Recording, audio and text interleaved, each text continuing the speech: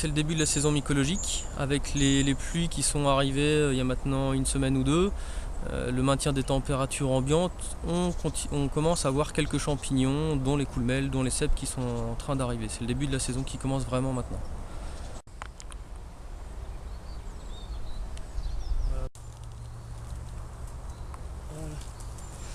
Alors qu'est-ce que vous avez trouvé de beau? Alors aujourd'hui, donc là dans la forêt de Moulières, on a trouvé quelques espèces comestibles. Bon là il reste plus que le chapeau, mais donc une coulmelle, la lépiote élevée, qui est un excellent comestible qu'on trouve partout et qui pousse là déjà depuis une petite semaine. Ouais.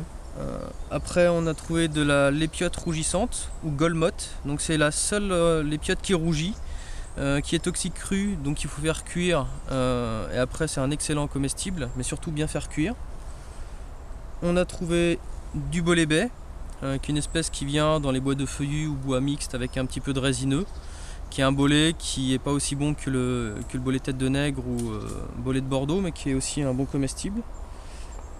L'armillaire couleur de miel, qui est une espèce qui est souvent aussi appelée souchette, donc voilà, qui vient en groupe avec un anneau, qui a un jaune un peu couleur de miel.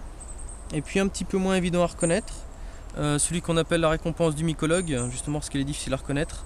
Un bolet avec un chapeau qui est souvent assez terne, là il est un petit peu jaune mais majoritairement terne, qui bleuit. Donc là on voit la chair qui est jaune qui va bleuir très très vite. Et puis des points sur le sommet, des points rouges, pas un réseau veiné, mais surtout des points rouges au niveau du pied. Et donc ça c'est le bolet à pied rouge, qui est un excellent comestible aussi. Est-ce que vous avez des conseils à donner? Pour l'essentiel, il faut apprendre à reconnaître les champignons, et pas forcément avec les livres où il y a des images, parce que là on peut très vite être induit en erreur. En général les livres en plus ne contiennent pas l'ensemble des espèces qu'on peut trouver, donc venir voir des mycologues lors de sorties, comme on va faire demain, ou aller le soir voir des mycologues pour des séances de détermination qui vous diront précisément quelles sont les espèces. Et puis ne pas les ramasser sur les bords de route ou dans les zones polluées de manière générale, parce que les champignons bioaccumulent tout ce qui est métaux lourds, radioactivité, et donc on peut être malade même avec des espèces qui sont réputées comestibles.